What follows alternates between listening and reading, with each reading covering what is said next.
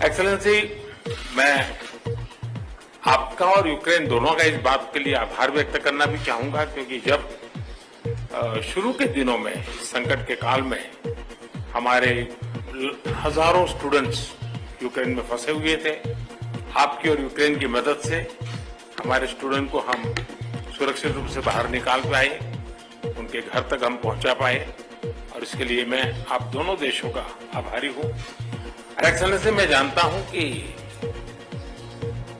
आज का युग युद्ध का है नहीं, और हमने फोन पर भी कई बार आपसे इस विषय में बात की है कि डेमोक्रेसी और डिप्लोमेसी और डायलॉग, ये सारी बातें ऐसी हैं कि जो दुनिया को एक स्पर्श करती है। आने वाले दिनों में शांति के रास्ते पर हम कैसे बढ़ सके, उसके विषय में जरूर आज हमें चर्चा करने का मौका मिलेगा। नमस्कार, सीएसके न्यूज में आपका स्वागत है दोस्तों। आज हो गया 17 सितंबर। फटाफट ब्रेकिंग न्यूज निकल के आ रही है, एक करके आपको विस्तार से बताएंगे। दोस्तों, प्रधानमंत्री नरेंद्र मोदी में 4.5 मिनट में प्रधानमंत्री मोदी का वो भाषण जिससे चाइना और पाकिस्तान को एक बड़ा झटका दिया है, लेकिन चाइना ने प्रधानमंत्री मोदी का कैसे समर्थन कर दिया। पीएम मोदी के 4.5 मिनट के भाषण में कैसे सांस फूलता रहा पाकिस्तान के प्रधानमंत्री का, वो हम आपको बताएंगे, दिखाएंगे। दूसरी बड़ी अपडेट निकल के आ रही है, पीएम मोदी ने एससीओ में देश को दिया नया आइडिया। शी जिनपिंग ने किया भारत का समर्थन, कहा हम भी भारत का समर्थन करेंगे और भारत सपोर्ट करेंगे एससीओ शिखर सम्मेलन में। चाइना के शी जिनपिंग ने क्या कुछ कहा भारत को लेकर, वो बताएंगे। तीसरी बड़ी अपडेट निकल के आई है दोस्तों, जहां गौतम अडानी ने रच दिया इतिहास, बने दुनिया के दूसरे सबसे अमीर शख्स। एलन मस्क के बाद दुनिया के अमीर सूची में चौथी बड़ी अपडेट में आपको बताएंगे, जहां यूक्रेन भेजे जाएंगे, यूरोप भेजे जाएंगे यूक्रेन से लौटे भारतीय छात्र, ऐसे पूरी करेंगे मेडिकल की पढ़ाई। तो एक एक करके आपको विस्तार से बताएंगे दोस्तों। जहां 3000 करोड़ डॉलर का नुकसान, 1500 से न ज़्यादा लगभग 2000 लोगों ने जान गंवाई है। पाकिस्तान में बाढ़ से हालात अभी भी बेहाल हैं। वही दुनिया में अगले साल आएगी मंदी। विश्व बैंक ने रिपोर्ट में इकोनॉमी को लेकर दी बड़ी चेतावनी, अभी से ही जारी कर दी है। वहीं सबसे बड़ी बात ये रही दोस्तों कि दुनिया के 34 करोड़ लोगों पर मंडरा रहा भूखमरी का खतरा। तो एक एक करके विस्तार से आपको बताएंगे, जहां एससीओ समिट में कैसे क्या कुछ और कैसे भारत का डंका पीएम मोदी ने बचाया, सब कुछ खबर बताएंगे। अब एक बार फिर से ट्रंप भारतवंशियों को लेकर खेलने लगे हैं नया कार्ड, लड़ेंगे चुनाव। तो एक एक करके विस्तार से, लेकिन उससे पहले छोटा सा निवेदन, अगर आपने चैनल को सब्सक्राइब नहीं किया तो पल पल के अपडेट के लिए चैनल को सब्सक्राइब करें। कैसे यूपी में रेपिस्टों के घर चल गया बाबा का बुलडोजर, वो भी बताएंगे, लेकिन चैनल को सब्सक्राइब करें, इस वीडियो को लाइक करें दोस्तों। दरअसल पहली मैं आपका और यूक्रेन दोनों का इस बात के लिए आभार व्यक्त करना भी चाहूंगा, क्योंकि जब शुरू के दिनों में संकट के काल में हमारे हजारों स्टूडेंट्स यूक्रेन में फंसे हुए थे, आपकी और यूक्रेन की मदद से हमारे स्टूडेंट को हम सुरक्षित रूप से बाहर निकाल पाए, उनके घर तक हम पहुंचा पाए, और इसके लिए मैं आप दोनों देशों का आभारी हूं। एक्सेलेंसी, मैं जानता हूं कि आज का युग युद्ध का है नहीं, और हमने फोन पर भी कई बार आपसे इस विषय में बात की है कि डेमोक्रेसी और डिप्लोमेसी और डायलॉग, ये सारी बातें ऐसी हैं कि जो दुनिया को एक स्पर्श करती है। आने वाले दिनों में शांति के रास्ते पर हम कैसे बढ़ सके, उसके विषय में जरूर आज हमें चर्चा करने का मौका मिलेगा।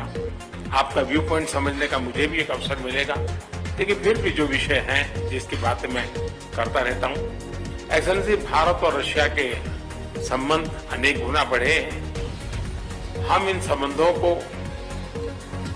इसलिए भी महत्व देते हैं कि हम एक ऐसे मित्र रहे हैं जो पिछले कई दशकों से हर पल एक दूसरे के साथ रहे हैं, और पूरी दुनिया भी जानती है कि भारत के साथ रशिया का नाता कैसा रहा है और रशिया के साथ भारत का नाता कैसा है। और इसलिए दुनिया के मन में भी ये बात है कि एक अटूट मित्रता है।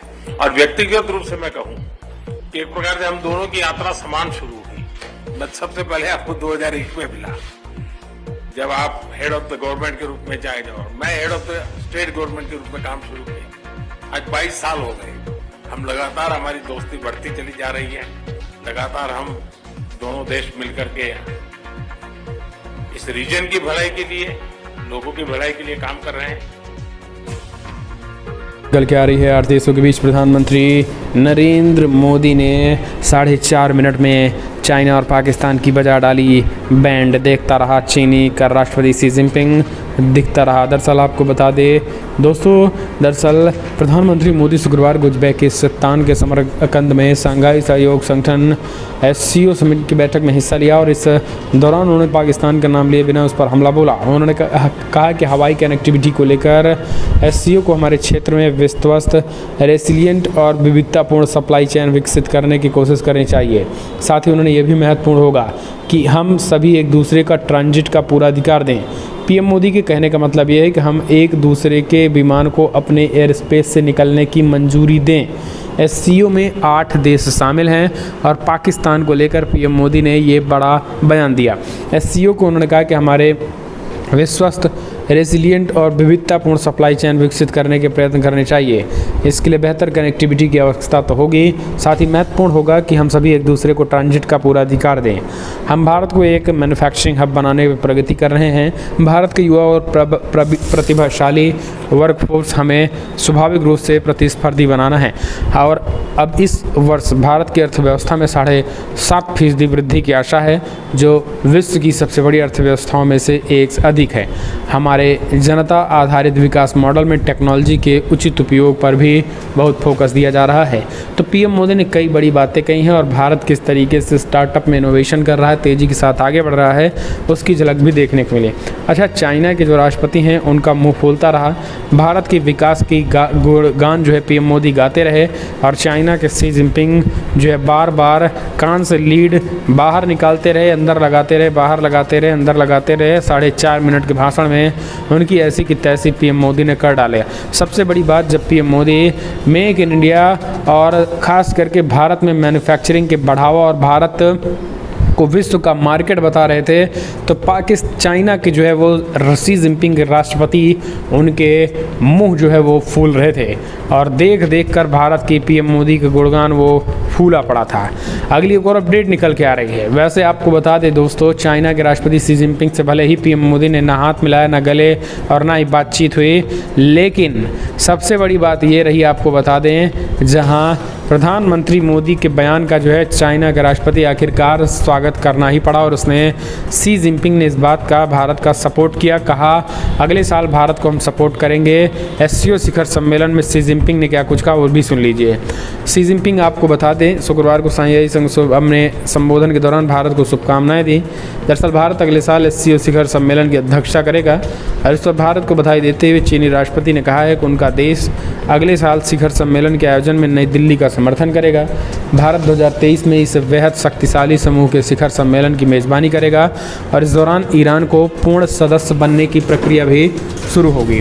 पूर्वी लद्दाख में करीब 28 महीने पहले भारत एवं चीन के बीच सीमा पर गतिरोध की स्थिति पैदा होने के बाद से मोदी और शी जिनपिंग ने पहली बार उज्बेकिस्तान के ऐतिहासिक शहर समरकंद में मुलाकात की है और इस सम्मेलन में पाकिस्तान के प्रधानमंत्री शहबाज शरीफ, ईरान के राष्ट्रपति इब्राहिम रईसी और मध्य एशियाई देशों के अन्य नेता भी रहे। हालांकि आपको बता दें, चीनी राष्ट्रपति शी जिनपिंग ने PM मोदी की बात का भी एक अलग वे में भी समर्थन किया। जिस तरीके से चीनी राष्ट्रपति ने स्पष्ट कहा है कि फ़िलहाल भारत जो है वो तेज़ी के साथ आगे बढ़ रहा है, इस चीज़ का हम समर्थन कर रहे हैं, एक नए बाज़ार के रूप में एशिया में उभर रहा है। तो ये आखिर दबे जुबान जो है चाइना के राष्ट्रपति को भी भारत और PM मोदी का एक तरीके से समर्थन करना ही पड़ा। हालांकि आपको बता दें, जहां फ़ोटो सेशन होता है, फ़ोटो सेशन में चीनी राष्ट्रपति शी जिनपिंग और PM मोदी एक साथ खड़े तो रहे, लेकिन यहाँ पर दोनों के बीच किसी तरीके की कोई बातचीत नहीं हुई। ये चीज़ें सबसे महत्वपूर्ण और PM मोदी ने भी चीन को एक संदेश दे दिया कि किसी भी तरीके से वार्तालाप जो है वो दोहरे रवैया नहीं होगा, कि सीमा पर आप सैनिकों को एक तरीके से हड़काएंगे, चमकाएंगे, लेकिन हम उस चीज़ को पूरी तरीके से मानते हैं। सीमा पे तनाव रहेगा तो कोई बातचीत नहीं। अगली एक और अपडेट, गौतम अडानी ने रचा इतिहास, बने दुनिया के दूसरे सबसे अमीर शख्स, अब सिर्फ एलन मस्क हैं आगे। गौतम अडानी दुनिया के सबसे बड़े रईस बन गए हैं और अब दुनिया के टॉप 10 अरबपतियों के लिस्ट में एलन मस्क के बाद अब गौतम अडानी ही हैं। Forbes real time billionaire index में गौतम अडानी ने ये स्थान बेनार्ड एनाल्ट को पछाड़कर हासिल किया है। हालांकि ब्लूमबर्ग बिलियनियर इंडेक्स में अभी तक वो तीसरे स्थान पर हैं। Forbes real time billionaire index के मुताबिक दोपहर तक अडानी की दौलत में कुल $5.5 अरब का इजाफा हुआ और अब वो 155.7 अरब डॉलर यानी लगभग $156 अरब के करीब नंबर 2 पे हो चुके हैं, जबकि अडानी के बाद तीसरे नंबर पर बेनार्ड एर्नाल्ट हैं 155.2 अरब डॉलर नेटवर्क के साथ। तो एक तरीके से भारतवंशियों का डंका लगातार बज रहा है दुनिया भर में भारत का। एक और अपडेट निकल के आई है। 203,000 करोड़ डॉलर का नुकसान हो चुका है पाकिस्तान को। 2000 से ज़्यादा लोगों ने जान गंवाई है। पाकिस्तान में हालात बद से बदतर होते रहे हैं। बाढ़ के कहर से पाकिस्तान अभी उभरा नहीं है। खबर है कि प्राकृतिक आपदा से जान गंवाने वालों का आंकड़ा 1500 के करीब पहुंच गया है। साथ ही हालात इतने ख़राब हो चुके हैं कि लाखों लोग खुले में सोने को मजबूर हैं। इधर सरकार भी बाढ़ में घर गंवा चुके लोगों को राहत पहुँचाने में जुटी हुई है। मुल्क की सरकार और संयुक्त राष्ट्र ने जलवायु परिवर्तन को इस संकट का जिम्मेदार बताया है। 22 करोड़ की आबादी वाले पाकिस्तान में करीब 3.3 करोड़ लोग बारिश में बुरी तरीके से प्रभावित हुए हैं। अनुमान लगाया जा रहा है कि घरों, वाहनों, अनाज और लाइव स्टॉक यानी पशुधन को मिलाकर करीब $30 बिलियन का नुकसान हुआ है। खबर है अब तक एक मुल्क में 1486 लोगों की मौत हो चुकी है। एक और अपडेट, दुनिया में अगले साल आएगी मंदी। विश्व बैंक ने रिपोर्ट में इकॉनमी को लेकर दी बड़ी चेतावनी। दुनिया में अगले साल मंदी आएगी। विश्व बैंक ने अपनी नई रिपोर्ट में कहा है कि दुनिया भर के केंद्रीय बैंकों द्वारा मॉनेटरी पॉलिसी को सख्त करने के बीच महंगाई को काबू करने में के लिए उत्पादन बढ़ाने और सप्लाई के मोर्चे पर रुकावटों को हटाने की ज़रूरत है। रिपोर्ट में कहा गया है कि वैश्विक मंदी के कुछ संकेत पहले से ही मिल रहे हैं। इसमें आगे कहा गया है कि वैश्विक अर्थव्यवस्था साल 1970 में आई इन मंदी के बाद अब सबसे बड़ी गिरावट में पहुंच चुकी है। इसी बीच केंद्रीय बैंकों द्वारा ब्याज दर में बढ़ोतरी 4% तक पहुंच सकती है, जो साल 2021 में मुकाबले के दोगुनी है। इससे महंगाई काबू में रहेगी। तो विश्व बैंक ने अभी से ही चिंता जाहिर कर दी। अगले और अपडेट, दुनिया के 34 करोड़ लोगों को मंडरा रहा भूखमरी का खतरा। 200 रिपोर्ट में चौंकाने वाला खुलासा। दरअसल संयुक्त राष्ट्र विश्व खाद्य कार्यक्रम के कार्यकारी निदेशक डेविड वेस्ली ने बृहस्पतिवार को सचेत किया है कि दुनिया वैश्विक स्तर पर अप्रत्याशित आपात स्थिति से जूझ रही है और 34 करोड़ लोग भूखमरी की ओर और बढ़ रहे हैं तथा यूक्रेन युद्ध समाप्त होने के तक 7 करोड़ और लोगों पर भूखमरी का खतरा मंडराने लगेगा। वेस्ली ने संयुक्त राष्ट्र सुरक्षा परिषद को बताया, एजेंसी जिन देशों में सक्रिय है उनमें से 82 देशों में 34 करोड़ लोग गंभीर खाद्य असुरक्षा का सामना कर रहे हैं। अगली एक और अपडेट, भारत और अमेरिका सबसे अच्छे दोस्त। इस नारे में ट्रंप फिर भारतवंशी को उलझाएगा। अमेरिकी संसद के निचले सदन प्रतिनिधि सभा के नवंबर में होने वाले मध्यावधि या उपचुनाव को लेकर पूर्व उपराष्ट्रपति डोनाल्ड ट्रंप फिर भारतवंशी वोटरों को लुभाएंगे और इस बार उन्होंने एक वीडियो जारी कर भारत और अमेरिका सबसे अच्छे दोस्त का हिंदी में नारा दिया। ट्रंप का ये वीडियो रिपब्लिकन हिंदू कोalition ने जारी किया है। वीडियो में ट्रंप इस नारे का अभ्यास करते नजर आ रहे हैं। 30 सेकंड के इस वीडियो में वो शिकागो स्थित कारोबारी व उनके मित्र सलभ कुमार के समीप बैठे भी नजर आ रहे हैं। 2016 में अमेरिका में अब की बार ट्रंप सरकार का नारा गूंजा था और ये काफ़ी कहीं न कहीं चर्चित व कामयाब भी रहा और इसी को देखते हुए अमेरिका में प्रभावी भारतवंशी वोटरों को आकर्षित करने का प्रयास अभी से ही जो है वो डोनाल्ड ट्रंप कर रहे हैं। ये वोटर कुछ अमेरिकी राज्यों में निर्णायक भूमिका में भी देखने को मिल सकते हैं। अगली एक और अपडेट निकल के आई है। दोस्तों आपको बता दें, जहां कांग्रेस लगातार भारत जोड़ो यात्रा कर रही है और उनके तमाम राज्यों में धड़ाधड़ फूट मच रही है। आपको बता दें, गोवा में 8 विधायक बीजेपी में शामिल हो गए। जम्मू कश्मीर में चंद आज़ाद ने जो है इस्तीफ़ा दे दिया। अब जम्मू कश्मीर से भी बड़ी खबर निकल के आई, जहाँ गुलाम के बाद अब कर्ण सिंह भी कांग्रेस से आज़ाद हो सकते हैं। कहा, मेरा अब कोई नाता कांग्रेस से नहीं रहा है। कांग्रेस पार्टी अब पूरी तरीके से ख़त्म होने वाली है और कांग्रेस पार्टी का कहीं ना कहीं एक तरीके से भविष्य अंधकार में बताया। उन्होंने कहा कि कांग्रेस का कोई भविष्य नहीं है। लगातार उधर भारत जोड़ो राहुल गांधी यात्रा निकाल रहे हैं और इधर जो है ये हालत इनकी पतली हो गई है और इधर जो है इस्तीफे धड़ाधड़ इस्तीफे हुए जा रहे हैं। अगली एक और अपडेट, राहुल गांधी की तरह इमरान खान की भी फिसली जुबान का पाकिस्तान में आटा 100 रुपये लीटर हो चुका है। पाकिस्तान के पूर्व पीएम इमरान खान भी इन दिनों सोशल मीडिया में जमकर ट्रोल हो रहे हैं। कांग्रेस पार्टी के पूर्व राष्ट्रीय अध्यक्ष राहुल गांधी की तरह उनकी भी जुबान फिसल गई। एक वीडियो में इमरान खान को आटे को लीटर में मापते हुए सुना जा सकता है। वायरल वीडियो में इमरान खान कहते हैं कि महंगाई बढ़ गई है। जब सरकार में थे तो आटा 50 रुपये किलो था, पर अब आज आटा 100 रुपये लीटर हो गया है। तो एक तरीके से 10 सेकंड पप्पू इमरान खान को सेकंड पप्पू कहा जा रहा है। एक और अपडेट निकल के आई है दोस्तों, आपको बता दें भारत में जितने भी खास करके पढ़ने वाले थे यूरोप भेजे जाएंगे। यूक्रेन से लौटे भारतीय छात्र। दरअसल सुप्रीम कोर्ट में शुक्रवार को यूक्रेन से लौटे मेडिकल स्टूडेंट का कोर्स पूरा कराने की मांग पर सुनवाई हुई। दरअसल रूस और यूक्रेन के बीच युद्ध की शुरुआत होने के बाद यूक्रेन में पढ़ने वाले हजारों भारतीय मेडिकल स्टूडेंट देश वापस लौट आए। अब ये मेडिकल स्टूडेंट भारत में अपना कोर्स को पूरा करने के लिए इजाज़त देने की मांग कर रहे हैं। हालांकि इन मेडिकल स्टूडेंट को गुरुवार को ही केंद्र सरकार की तरफ से करारा झटका लग गया था, जब केंद्र सरकार ने अपने हलफनामे में कहा कि वो यूक्रेन से लौटने वाले स्टूडेंट को देश में एडमिशन नहीं देगा। उनको एक अलग यानी यूरोप के कुछ देशों में जो उनको शिफ्ट किया जाएगा और यूरोप में जो है उनका एडमिशन होगा। अगली एक और अपडेट निकल के आई है दोस्तों, बड़ी खबर अगली आपको बता दें। ब्रिटेन में चीन की बड़ी बेइज्जती, प्रतिनिधिमंडल को नहीं देखने दिया दिवंगत महारानी एलिजाबेथ का ताबूत। जी हाँ, चाइना को ब्रिटेन में बड़ी बेइज्जती का सामना करना पड़ा उस वक्त जब महारानी एलिजाबेथ के अंतिम संस्कार में शामिल होने के लिए सोमवार को लंदन जाने वाले चाइना प्रतिनिधिमंडल को संसद के अंदर उनके ताबूत को देखने की अनुमति नहीं दी गई। क्वीन के ताबूत को ब्रिटिश सरकार की निगरानी में संसद के अंदर रखा गया। यही नहीं, ब्रिटेन के कई सांसदों ने चीन को न्योता देने का भी विरोध किया था। दरअसल सिंजियांग में कथित मानवाधिकारों के हनन की आलोचना करने के लिए चाइना ने कई ब्रिटिश सांसदों पर प्रतिबंध लगाए हैं। चीन के कड़े रुख का विरोध करते हुए अब कुछ ब्रिटिश सांसदों ने चीन से प्रतिनिधि को आमंत्रित करने के बारे में चिंता जताई थी। हालांकि चाइना तो मुंह उठाकर कुछ प्रतिनिधिमंडल पहुंच गए थे, लेकिन भले ही पहुंच गए थे लेकिन उनको ब्रिटिश संसद में घुसने नहीं दिया गया और एक तरीके से महारानी एलिजाबेथ की जो डेड बॉडी थी उनको देखने की इजाज़त नहीं दी गई। एक और अपडेट, रूसी सैनिकों पर और घातक हमला करेगा यूक्रेन। अमेरिका ने फिर खोला खजाना, कई सैन्य सहायता का किया ऐलान।